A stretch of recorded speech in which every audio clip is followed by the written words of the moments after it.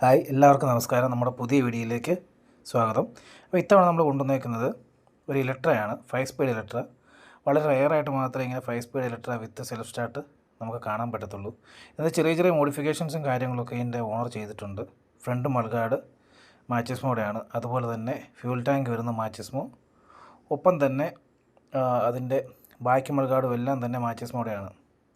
ഇതിനകത്ത് വരുന്നതെന്ന് വെച്ച് കഴിഞ്ഞാൽ ഇലക്ട്ര ആയതുകൊണ്ട് 5 സ്പീഡ് ഗിയർ ബോക്സാണ് വരുന്നത്. 4 സ്പീഡ് ഇറങ്ങിയിട്ടുണ്ട്, പക്ഷേ നമുക്ക് റെയറായിട്ട് മാത്രമേ അത് 5 സ്പീഡ് ഗിയർ ബോക്സ് വരുന്നുള്ളൂ. ഒപ്പം തന്നെ സെൽഫ് സ്റ്റാർട്ടോടെ വരുള്ളൂ. നമ്മളിപ്പോൾ കണ്ടുകൊണ്ടിരിക്കുന്ന UC എഞ്ചിനും J സീരീസ് എഞ്ചിനും ഒക്കെ വരുന്നതിന് മുമ്പ് റോയൽ എൻഫീൽഡ് ഒരു പരീക്ഷണം നടത്തിയ ഒരു എഞ്ചിനാണിത്. ഇതിൽ 5 സ്പീഡ് ഗിയർ സിസ്റ്റം വരുന്നുണ്ട്. ഒപ്പം തന്നെ നമുക്ക് ഇടത്തെ സൈഡിൽ ഗിയറും വലത്തെ സൈഡിൽ ബ്രേക്ക് സിസ്റ്റവും ബൈക്കിൻ്റെ പോലെ തന്നെ വരുന്നതാണ്. പിന്നെ അതുപോലെ തന്നെ സെൽഫ് സ്റ്റാർട്ട് ഉള്ളതുകൊണ്ട് ഹെവി ക്രാങ്ക് അല്ല ഇത് വണ്ടി. ഒരു നോർമലായിട്ടുള്ള ക്രാങ്ക് വെയിറ്റേ ഉള്ളൂ. കയറ്റം കയറുമ്പോൾ അങ്ങനത്തെ പ്രശ്നങ്ങളൊന്നുമില്ല. സാധാരണ ഹെവി ക്രാങ്ക് വണ്ടിയൊക്കെ ഇടയ്ക്കൊക്കെ നമ്മൾ കയറ്റത്തിൽ നിന്ന് നിർത്തിയെടുക്കുമ്പോഴൊക്കെ ബുദ്ധിമുട്ട് കാണിക്കാറുണ്ട്. ഉപയോഗിച്ചിട്ടുള്ളവർക്ക് അത് നന്നായിട്ട് അറിയാം. ഇത് പക്ഷേ അങ്ങനത്തെ പ്രശ്നങ്ങളൊന്നും കാണിക്കത്തില്ല. നമുക്ക് മഴയത്ത് ഉപയോഗിച്ചാൽ പോലും ഒരു സ്റ്റാർട്ടിങ് കംപ്ലയിൻറ്റോ കാര്യങ്ങളോ തരത്തില്ലാത്തൊരു വണ്ടിയാണ്.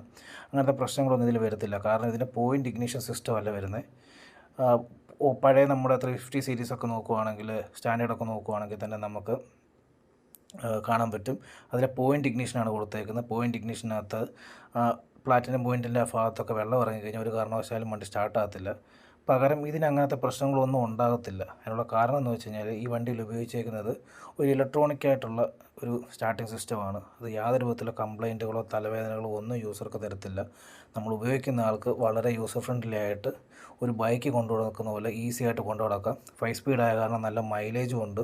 അത്യാവശ്യം നമുക്ക് ഹൈവേയിലൊക്കെ പോയി കഴിഞ്ഞാൽ 80-90 അതിന് മുകളിലോട്ടൊക്കെ നല്ല രീതിയിൽ ക്രൂസ് ചെയ്ത് പോയാൽ പോലും വലിയ വൈബ്രേഷനോ കാര്യങ്ങളോ തരത്തില്ലാത്തൊരു വണ്ടിയാണ്. ഒപ്പം തന്നെ നല്ല പെർഫോമൻസാണ് വണ്ടി തരുന്നത്. നമുക്കങ്ങനെ മറ്റ് ചടങ്ങുകളൊന്നും തന്നെ സാധാരണ ബുള്ളറ്റ് ഉപയോഗിക്കുന്നവർക്കറിയാം, സ്റ്റാർട്ടിങ് ചെയ്യാനുള്ള ക്വിക്ക് റിട്ടേൺ വരുന്ന പ്രശ്നങ്ങൾ സംഭവങ്ങളൊന്നും തരത്തില്ല. ഇപ്പോൾ കാണുന്ന UC എഞ്ചിൻ അല്ലെങ്കിൽ നമ്മുടെ J സീരീസ് എഞ്ചിൻ ഉപയോഗിക്കുന്ന പോലെ ഈസി ആയിട്ട് ഉപയോഗിക്കാം. ഒപ്പം തന്നെ മൈലേജ് നല്ലപോലെ ഉണ്ട് വണ്ടിക്ക്. അതുകൂടാതെ നമുക്ക് ആ പഴയ വണ്ടിയുടെ തമ്പും എല്ലാം നമുക്ക് കിട്ടുന്ന ഒരു നല്ല അടിപൊളി വണ്ടിയാണിത്.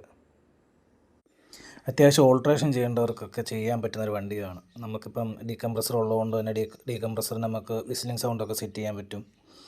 അതുപോലെ തന്നെ നമുക്കിപ്പോൾ ലോങ് റൈഡിലൊക്കെ പോവുകയാണ്, നമ്മൾ സിറ്റി ട്രാഫിക്കിൽ ചെന്നപ്പെട്ടു, നമ്മൾ കൂടുതലായിട്ട് ക്ലച്ച് താങ്ങി കൊടുത്തു കഴിഞ്ഞാൽ ഓട്ടോമാറ്റിക്കായിട്ട് പഴയ പ്ലാറ്റിനം പോയിൻ്റ് വണ്ടി വരികയാണെങ്കിൽ കൂടുതലായിട്ട് ക്ലച്ച് താങ്ങി കൊടുത്തു കഴിഞ്ഞാൽ ഓട്ടോമാറ്റിക്കായിട്ട് അത് ഹീറ്റാവുകയും ഏതെങ്കിലും വിധത്തിലുള്ള പ്രശ്നങ്ങൾ കൊണ്ട് പ്ലാറ്റിനം പോയിൻ്റ് എന്തെങ്കിലും പ്രശ്നം ഉണ്ടാവുകയൊക്കെ ചെയ്ത് കഴിഞ്ഞാൽ വണ്ടി സ്പോട്ടിൽ നിന്ന് പോകുന്നൊരു കണ്ടീഷനാണ്. പക്ഷേ അതൊന്നും ഇതിനുണ്ടാകുകയില്ല. കമ്പനി പറയുന്നത് 110 ഈ വണ്ടിക്ക് ടോപ്പ് സ്പീഡ് പറയുന്നത്. നമുക്കൊരു ഈസി ആയിട്ടൊരു 100+ ഒക്കെ ഈസി ആയിട്ട് നമുക്ക് അച്ചീവ് ചെയ്യാവുന്നേ ഉള്ളൂ. 5 സ്പീഡ് ഗിയർ ബോക്സ് ആയ കാരണം അത് ഈ വണ്ടി ഈസി ആയിട്ട് അത് ക്രൂസ് ചെയ്യുകയും ചെയ്യും. ഒരു വലിയ ലാഗോ കാര്യങ്ങളോ ഒന്നും കാണിക്കത്തില്ല. അതേസമയം പഴയ CE എഞ്ചിനായിരുന്നപ്പോഴത്തേക്ക് ഹെവി ക്രാങ്ക് വരുന്നതുകൊണ്ട് നമുക്കൊരു 80+ ഒക്കെ ക്രോസ് ചെയ്യാൻ പറ്റും. പക്ഷേ അതിൻ്റെ ക്രാങ്ക് ബെയറിങ് മറ്റ് കാര്യങ്ങൾ ക്രാങ്കുമായിട്ട് റിലേറ്റഡ് ആയിട്ടുള്ള പ്രശ്നങ്ങൾ ഉറപ്പായിട്ടും ഉണ്ടാകും. ഒപ്പം ഹൈ സ്പീഡിലേക്ക് പഴയ വണ്ടി പോയി കഴിയുമ്പോൾ ടാപ്പ് നോയ്സും ടാപ്പ് ലൂസ് ആകാനുള്ള ചാൻസസും വളരെ കൂടുതലായിരുന്നു. റോയൽ എൻഫീൽഡ് പഴയ സ്റ്റാൻഡേർഡിൽ ഉപയോഗിച്ചുകൊണ്ടിരുന്ന സെയിം എഞ്ചിൻ തന്നെയാണ് ഇവിടെ ഈ ഇലക്ട്രാക്കും കൊടുത്തേക്കുന്നത്. 346 cc, 18 bhp പവറും ജനറേറ്റ് ചെയ്യുന്നുണ്ട്. ഒപ്പം തന്നെ 32 Nm ടോർക്കും. ഈ പവർ ഫിഗേഴ്സ് എല്ലാം സ്റ്റാൻഡേർഡിനോട് ഇക്വലൻ്റ് തന്നെയാണ്. പക്ഷേ അഡീഷണലായിട്ട് ഇതിന് കൊടുത്തേക്കുന്നതെന്ന് വെച്ച് കഴിഞ്ഞാൽ ഒരു സെൽഫ് സ്റ്റാർട്ട് വരുന്നുണ്ട്.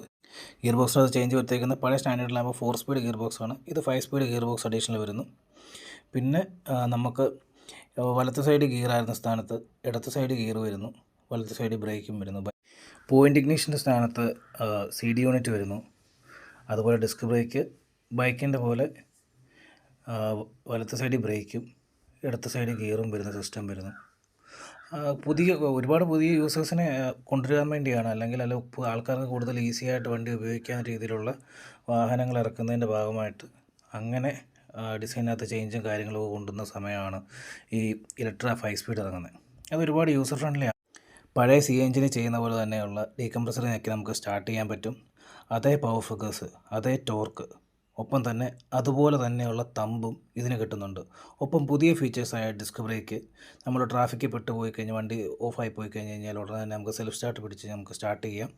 നിങ്ങൾ ആഗ്രഹിക്കുന്ന പഴയകാല ബുള്ളറ്റിനുള്ള അതേ തമ്പും കാര്യങ്ങളും, ഒപ്പം തന്നെ പുതിയ J സീരീസിലും ക്ലാസിക്കിലുമുള്ള അതേ ഫീച്ചേഴ്സ്, അതായത് ഡിസ്ക് ബ്രേക്ക് ബാക്കി കാര്യങ്ങളൊക്കെ പോലെ തന്നെ നിങ്ങൾക്ക് വേണമെന്നുണ്ടെങ്കിൽ നിങ്ങൾക്ക് പരിഗണിക്കാവുന്ന ഒരു ഏറ്റവും ബെസ്റ്റ് ഓപ്ഷൻ ആയിരിക്കും ഇലക്ട്ര 5 സ്പീഡ് എന്ന് പറഞ്ഞു കഴിഞ്ഞാൽ. നമുക്ക് വണ്ടി ഒന്ന് സ്റ്റാർട്ട് ചെയ്ത് നോക്കാം കേട്ടോ.